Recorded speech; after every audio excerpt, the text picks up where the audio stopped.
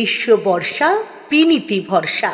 হ্যাঁ, বিনীত shopping city. নমস্কার, আপনারা দেখছেন হুগলি আপডেট। আপনাদের সঙ্গে আমি উষা। আসছি খবরে। রোগীর মৃত্যুকে কেন্দ্র করে কলকাতায় নারায়ণ মেমোরিয়াল হসপিটালে উত্তেজনা। ঘটনাস্থলে কলকাতা পুলিশ। এবার রোগীর মৃত্যুকে কেন্দ্র করে বেহালা নারায়ণ মেমোরিয়াল হসপিটালে উত্তেজনা। হাসপাতালের বিরুদ্ধে ক্ষোভে ফুঁসছে রোগীর পরিবার। স্বাস্থ্যসাথী কার্ডের ভূমিকা নিয়ে প্রশ্ন।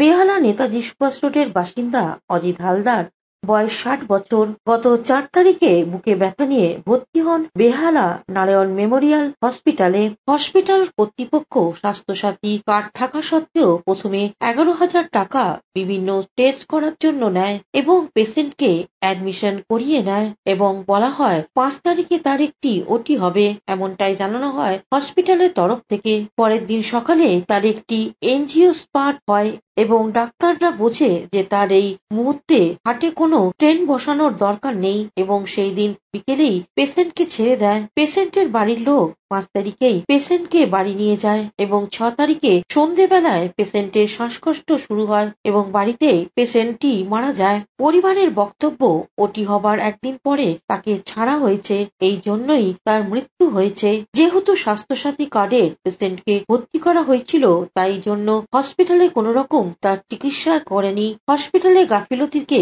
সামনে এনে হসপিটালের যথেষ্ট উত্তেজনার সৃষ্টি হয়। আমি যতটা জানি যে ওনার শরীর খারাপ করেছিল, প্রথমে গভর্নমেন্ট হসপিটালে বিদ্যাসাগর ওখানে নিয়ে গেছিল, তারপর ওখান থেকে এখানে নিয়ে আসে।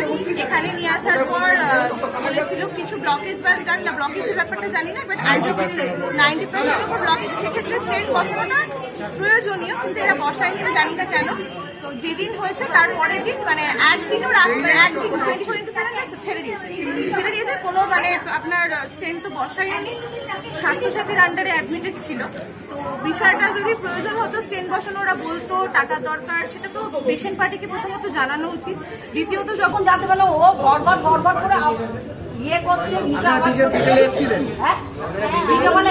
এসে নিয়ে গেছি বাড়িতে, আমাকে ডিসচার্জ করে দিয়েছে, বারবার ফোন করছে, ওই জন্য আমি বাড়িতে নিয়ে গেছি। নিয়ে গিয়ে তাকে আমি মুড়ি একটুখানি খাইয়েছি, আর দিব্যি আমার সাথে বসে বসে গল্প করলো। তারপর আমাকে বলছে আমি একটুখানি শুই, আমি বলছি হ্যাঁ শো। তারপর আমার ননদকে বললাম যে তুমি একটুখানি ডাল আর একটুখানি ভাত দাও, আমার তোমার দাদাকে খাওয়াবো। সে তৈরি করছে, আমার সঙ্গে কত গল্প করলো, পরে বলে তাহলে আমি ঘুমাবো। তারপর হঠাৎ দেখি কেমন ঘর সেই চেক আপ করার পর আমাদের বললো যে ওরা টেস্ট করার জন্য এই খরচা হবে 11,000 টাকার মতো। আমরা সেটা পেমেন্ট করে দিলাম। পেমেন্ট করার পর পেশেন্টকে আইসিইউতে অ্যাডমিশন করালো স্বাস্থ্যসাথী কার্ডের মাধ্যমে। অ্যাডমিশন করার পর 5 তারিখে 8টার সময় বললো ওটি হবে। 5 তারিখে ওটি হলো। 5 তারিখে ওটি হওয়ার সকালবেলা প্রায় 10টার সময় ওটি হলো। ওটি কমপ্লিট হওয়ার আইসিইউতে রইল। দিয়ে দেওয়ার পর ওরা আবার রাত্রিবেলা আমাদের ফোন করলো যে আইসিইউ নাম্বার সিতে ট্রান্সফার করে দিল। ওরা ট্রান্সফার করে দিল। তারপরে পরবর্তী নিজেরাই ডিসাইড করলো জেনারেলে করে দিল। তারপরে 6 তারিখে বললো। কৌশিক ঘোষের রিপোর্ট, হুগলি আপডেট। সাত সকালে কলকাতার হেয়ারস্ট্রিক থানার কাছে ভ্যানের মধ্যে মৃতদেহ ঘিরে উত্তেজনা। কলকাতা হেয়ারস্ট্রিক থানার কাছ থেকে ভ্যান চালকের দেহ সকাল থেকে রাস্তায় পড়ে থাকে। পরে স্থানীয় মানুষ এসে পুলিশকে খবর দেয়। পুলিশ এসে ঘটনা তদন্ত করছে। অসুস্থতার কারণে ভ্যানে পড়ে মারা গেছে বলে প্রাথমিক অনুমান। ভ্যান চালকের মালিকের খোঁজ খবর নিচ্ছে পুলিশ। हम तो गाड़ी चलाते, हमको सर का पहले था। मतलब कैसा पता चला, क्या हुआ? हम खुद नहीं जानते क्या हुआ। हाँ देख दिए। आप फोन किया था, क्या बोला? बोला कि हम बता दिए कितना नंबर है वैन का, तो बोल रहा क्या आ रहा है, और कुछ बोला ही। किसको बोला? हाँ किसको बोला? वैन वाला बोला, वैन का जो मालिक है। हाँ। কৌশিক ঘোষের রিপোর্ট, হুগলি আপডেট। আদা রসুন পশ্চিমবঙ্গে চাষ হয়, তাতে উৎপাদন কম। চুঁচুড়া ধান্য গবেষণা কেন্দ্রে এক আলোচনা সভায় এই মন্তব্য উঠে এলো। পশ্চিমবঙ্গে যে পরিমাণ আদা রসুন পেঁয়াজ লাগে তার থেকে কম উৎপাদন হয়, তাই বাইরে থেকে আমদানি করতে হয়। পেঁয়াজ চাষে স্বনির্ভর হওয়ার চেষ্টা অনেক দিন ধরে চলছে। মূলত সংরক্ষণের সমস্যার কারণে পেঁয়াজ চাষে উৎসাহী হন না চাষিরা, তাই নাসিক নির্ভরতা কাটেনি। আলু যেমন হিমঘরে সংরক্ষণ করা যায়, পেঁয়াজে তা হয় না। আদা রসুন বঙ্গে যা উৎপাদন হয় তাতে প্রয়োজন মেটে না, তাই রাজ্য সরকার এবার স্কুলে আদা রসুন চাষ করতে চাইছে। অনেক স্কুলে মিড ডে মিলের জন্য কিচেন গার্ডেন করা হয়, যেখানে নানা ধরনের শাকসবজি চাষ হয়। এবার সেখানে আদা রসুনও হতে পারে। হুগলি জেলার মাটি অত্যন্ত উর্বর, এখানে আলু পেঁয়াজ সবজির ফল চাষ খুব ভালো হয়।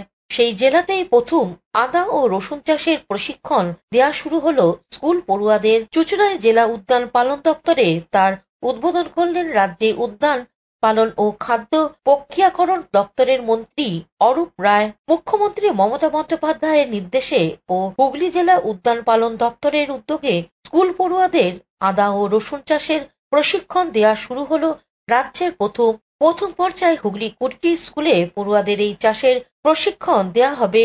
মগরা প্রভাবতী বালিকা বিদ্যালয় ও চুঁচুড়া সুকান্তনগর অনুকূল চন্দ্র শিক্ষাশ্রম প্রথম পর্যায়ে হুগলি 20টি স্কুলে পড়ুয়াদের এই চাষের প্রশিক্ষণ দেওয়া হবে। মগরা প্রভাবতী বালিকা বিদ্যালয় ও চুঁচুড়া সুকান্তনগর অনুকূল চন্দ্র শিক্ষাশ্রম এই দুটি স্কুলে পড়ুয়াদের প্রশিক্ষণ দেওয়া হয় প্রথম দিন। এই বিষয়ে মন্ত্রী অরূপ রায় আরো কি জানাচ্ছেন শুনবো। আমাদের মাননীয় মুখ্যমন্ত্রীর নির্দেশে এই প্রজেক্ট আদা এবং রসুন এছাড়াও কিছু ফসল আছে যেগুলো আমাদের রাজ্যের উৎপাদন তো অত্যন্ত কম হয়, যেমন আদা রসুন পেঁয়াজ। এবং একসময় এই সমস্ত জিনিসের দাম এত বেড়ে যায়, রসুন 400 টাকা কেজি এরকম দাম হয়েছে, 400 টাকা কেজি রসুন। আদা দাম বেড়েছে, পেঁয়াজের দাম 100 টাকার ওপর হয়ে গেছে। এগুলো সাধারণ মানুষের পক্ষে অত্যন্ত কষ্টসাধ্য হয়ে যায় কিনে তাদের খাওয়া, কারণ পেঁয়াজ আলু এগুলো হচ্ছে রেগুলার খাদ্য গরিব মানুষের, গরিব মধ্যবিত্ত নিম্ন মধ্যবিত্ত মানুষের রেগুলারের খাদ্য। এগুলো যদি দাম বেড়ে যায়, অতিরিক্ত দাম হয়ে যায়, যেটা মানুষের সাধ্যের বাইরে, তখন খুব কষ্ট হয়। সেই কারণেই মুখ্যমন্ত্রীর নির্দেশ অনুযায়ী আদা এবং রসুন অত্যন্ত সহজে উৎপাদিত হয় এবং সেই কারণেই জেলার আমাদের দপ্তর, যে বিভিন্ন জেলায় আমাদের তো দপ্তরের অফিসাররা আছেন, ডিরেক্টররা আছেন, তাদের দায়িত্ব দেওয়া হয়েছে যে তারা যাতে এই স্কুলগুলোকে, স্কুলের মহিলাদের একটা মাতৃসুলভ মনোভাব আছে, তারা যে কোনো কাজে অত্যন্ত উৎসাহী, যে কোনো কাজে তারা এগিয়ে যায়, অগ্রগতি। বাড়িতে সকলকে সাহায্য করা, বাড়ির মা বাবাকে সাহায্য করা, কিভাবে ফ্যামিলিটা মাথা উঁচু করে দাঁড়াবে তার জন্য চেষ্টা করা। এই যে এই মানসিকতা মেয়েদের মধ্যে যেটা পাওয়া যায় সেটা সকলের মধ্যে পাওয়া যায় না। সুতরাং সেই কারণেই মেয়েদেরকে আমরা আজকে ডেকেছি এবং তারা উৎসাহিত হয়েছে স্কুলগুলোকে। প্রত্যেকটা রাজ্যের প্রত্যেকটা স্কুলকে যদি আমরা ইনভলভ করতে পারি, দার্জিলিং থেকে কাকদ্বীপ পর্যন্ত সমস্ত স্কুলকে, তাহলে রাজ্যের কিন্তু আর আদা রসুন বা পেঁয়াজের আদা রসুনের অভাব হবে না। সুতরাং সেই কারণেই আজকের উদ্যোগ। হুগলি থেকে পানুপালের সঙ্গে চন্দনা দত্তের রিপোর্ট, হুগলি আপডেট। খুদেদের পাড়ায় খুদেদের সমাধান, পাণ্ডবেশ্বর বিধানসভার স্কুলে এক অভিনব উদ্যোগ। খুদেদের পাড়ায় খুদেদের সমাধান, পাণ্ডবেশ্বর বিধানসভা স্কুলে এক অভিনব পাণ্ডবেশ্বর বিধানসভা দুর্গাপুর ফরিদপুর ব্লকে বনগ্রাম প্রাথমিক বিদ্যালয়ে বাচ্চাদের নিয়ে অনুষ্ঠিত হলো এই কর্মসূচি। খুংসুটির মাধ্যমে বিভিন্ন সমস্যার কথা শুনলেন বিধায়ক ও সঙ্গে উপস্থিত ছিলেন মাননীয় জেলাশাসক পণ্যবন বললাম আইএস। সমস্যার কথা শুনে তড়িঘড়ি বাচ্চাদের বাথরুমে স্কুলের আধুনিকরণের ব্যবস্থাও করলেন মাননীয় বিধায়ক। বাচ্চাদের মধ্যে ফুটবল খেলার সামগ্রী, অঙ্কন সামগ্রী সহ বিভিন্ন সরঞ্জাম প্রদান সহ বৃক্ষরোপণ করলেন জেলাশাসক। এ বিষয়ে কি জানাচ্ছেন শুনবো। এটা খুব ভালো লাগলো। এটা আমাদের দুর্গাপুর ফরিদপুর ব্লক থেকে এটা এনারা আমাদের কয়েকটা স্কুলকে নিয়ে এনারা স্টার্ট করেছেন। আমরা সবসময় আমরা যাই, বড়দের সমস্যা শুনি। মাননীয় বিধায়ক এখানে উপস্থিত আছেন, মাননীয় নারায়ণ চক্রবর্তী মহাশয়, এডিএম, ডিপিআরডিও, বিডিও আছেন, এখানে এসআই সাহেবরা আছেন, এখানকার টিচাররা, ছাত্রছাত্রীরা এখানে আছেন, পঞ্চায়েত সমিতি সভাপতি মহাশয় আছেন, আর এখানকার গ্রাম পঞ্চায়েত প্রধান রয়েছেন। তো আমরা সবাই বড়দের কাছে যাই, অসুবিধাগুলো শুনি, সবসময় ওনাদের আমরা সঙ্গে থাকি, কিন্তু আমাদের ছোটদের কতটা আমরা টাইম দিতে পারি। অন্যদিকে বিধায়ক কি জানাচ্ছেন শুনবো। তো এসএস সাহেবকে ধন্যবাদ জানাবো যে মূলত ডিএম সাহেব এসেছিলেন আমাদের পাড়া আমাদের সমাধানে, তার সঙ্গে দুয়ারে সরকার, দুটো প্রোগ্রামে। হঠাৎ বাচ্চারা ডাকলো, ডিএম সাহেবকেও ডাকলেন, আমাকেও ডাকলেন, এবং আমরা এসে অভিভূত হলাম যে বাচ্চারাও দাঁড়িয়ে আছে আমাদের সমাধানগুলোও করো বলে।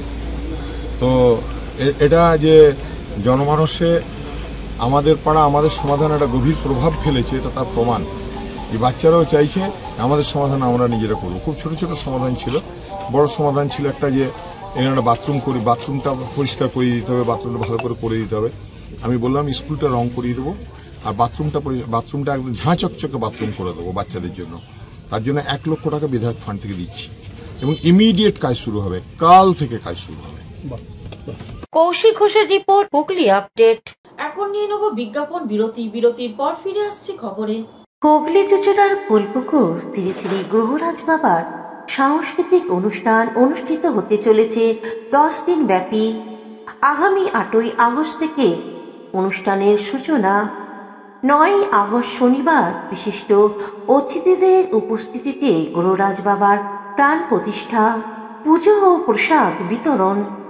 15ই আগস্ট স্বাধীনতা দিবসের দিন সন্ধ্যায় গুণীজন সম্বর্ধনা।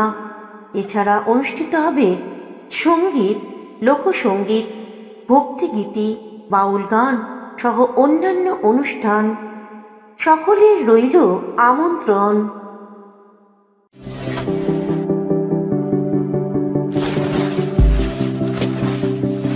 Fasten your seatbelts as you take a tour around your marine wonderland.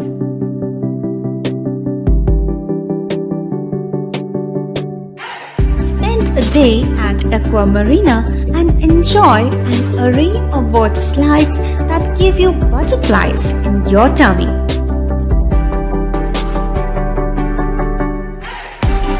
Aqua Marina is a holistic weekend destination for friends, family, and couples and offers magic to soothe your body, mind, and soul.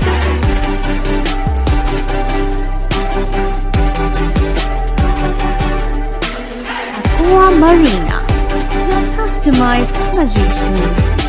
Welcome aboard and see the magic unfold. শীত, গ্রীষ্ম, বর্ষা, পিনিতি ভরসা। হ্যাঁ, পিনিত shopping city. যে কোনো মরশুমের readymade জামা কাপড় পাওয়া যায় একই ছাদের তলায়। ছোট থেকে বড়, পুরুষ, মহিলা ও শিশুদের একমাত্র নির্ভরযোগ্য প্রতিষ্ঠান। শীতকালীন যে কোনো শাড়ি, জিন্স, টপ, কুর্তি, চুড়িদার, পাঞ্জাবি মানেই পিনিত শপিং সিটি। আখন বাজার, চুঁচুড়া, Hooghly. Amala nursing home. Enjoy a weekend at Vedam, the paradise of peace. A home away from home.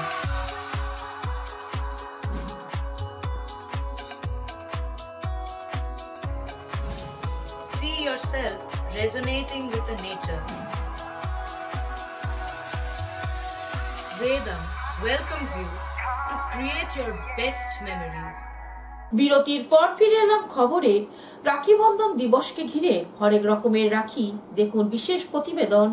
আর একদিন পরেই রাখি বন্ধন উৎসব, তাই রাখির পসরা নিয়ে বসেছেন দোকানিরা। প্রতি বছরেই দোকান নিয়ে বসেন রাখি উৎসবের কদিন। বিভিন্ন রকমের রাখি পাওয়া যায়, এ বছরেও নতুন কিছু রাখি এসেছে। এই রকমই চিত্র দেখা গেল ব্যান্ডেল স্টেশন রোডে একটি দোকানে। বাচ্চাদের লাইটিং এর রাখি, হাতঘড়ি রাখি, ব্রেসলেট রাখি এবং বড়দের হরেক রকমের রাখি নিয়ে বসেছেন। কি বলছেন বিক্রেতারা শুনে নেব। বিক্রি আজকেও ভালো হয়েছে, কালকেও বৃষ্টির দিনে ভালো, কালকেও আবার বিক্রি হবে ভালো। তো এবার কি কি নতুন আছে? এবছর কিছু কিছু বাচ্চাদের নতুন এসছে, বড়দেরও নতুন এসছে। মানে কি বুঝছো, এরপরে আরো একদিন তো বাকি আছে? আর একদিন বাকি আছে। তো এই নতুন খুঁজছে কেউ? নতুনও খুঁজছে, পুরনোও খুঁজছে সবাই। কত ধরনের এসছে এবার নতুন? এবার নতুন অনেক। পানুপালের রিপোর্ট, হুগলি আপডেট। দামোদর নদে মাছ ধরার জালে আটকে গেল পূর্ণবয়স্ক এক ডলফিন। ডলফিন দেখতে সাধারণ মানুষের ভিড় বৃহস্পতিবার সাত সকালেই দামোদর নদে মাছ ধরার জালে আটকে গেল ডলফিন। ডলফিন দেখতে উৎসুক মানুষের ভিড় লক্ষ্য করা গেল। সাত সকালে উৎসাহী মানুষের ভিড় ভরা দামোদর নদীর তীরে পূর্ব বর্ধমানের জামালপুরে সাদিপুর এলাকায় মাছ ধরার জালে আটকে পড়ে একটি ডলফিন। ওজন প্রায় 40 কেজি। প্রশান্ত মাঝি নামে এক ব্যক্তির মাছ ধরা জালে আটকে পড়ে ডলফিনটি। ঝুড়ি দিয়ে জাল কেটে ডলফিনটিকে উদ্ধার করা হয়। পরবর্তী সময় অন্যান্যদের সহযোগিতায় মাঝ নদীতে ডলফিনটিকে আবার ছেড়ে দেওয়া হয়। জামালপুর থেকে আশিস কুমার ঘোষের রিপোর্ট, হুগলি আপডেট। থ্যালাসেমিয়া রোগীদের সাহায্যে স্বেচ্ছায় রক্তদান শিবির স্বর্গীয় সমাজসেবী স্বদেশ সাহার স্মৃতির উদ্দেশ্যে ত্রিবেণীতে। স্বর্গীয় সমাজসেবী স্বদেশ সাহার স্মৃতির উদ্দেশ্যে এবং থ্যালাসেমিয়া রোগীদের সাহায্যার্থে ত্রিবেণী নারায়ণতলায় এক স্বেচ্ছায় রক্তদান শিবির অনুষ্ঠিত হয়ে গেল। শিবিরের আনুষ্ঠানিক উদ্বোধন করেন ডাক্তার RN ঘোষ। স্বদেশবাবুর প্রতিকৃতিতে মাল্যদান করে শিবিরের সূচনা হয়। হুগলি জেলার বিভিন্ন প্রান্ত থেকে প্রচুর উৎসাহী যুবক রক্তদান করতে এগিয়ে আসেন। 100-রও বেশি রক্তদাতা হয়ে যাওয়ার বেশ কিছু যুবককে ফিরিয়ে দেওয়া হয় বলে উদ্যোক্তাদের পক্ষ থেকে জানানো হয়।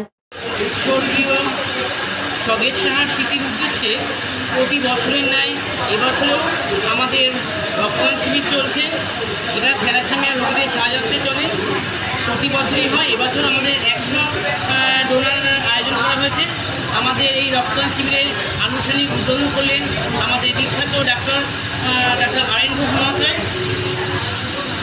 হুগলি থেকে চন্দনা দত্তের রিপোর্ট, হুগলি আপডেট। এখনকার মতন খবর এই পর্যন্তই। প্রতিদিন দেখুন হুগলি আপডেট। নমস্কার।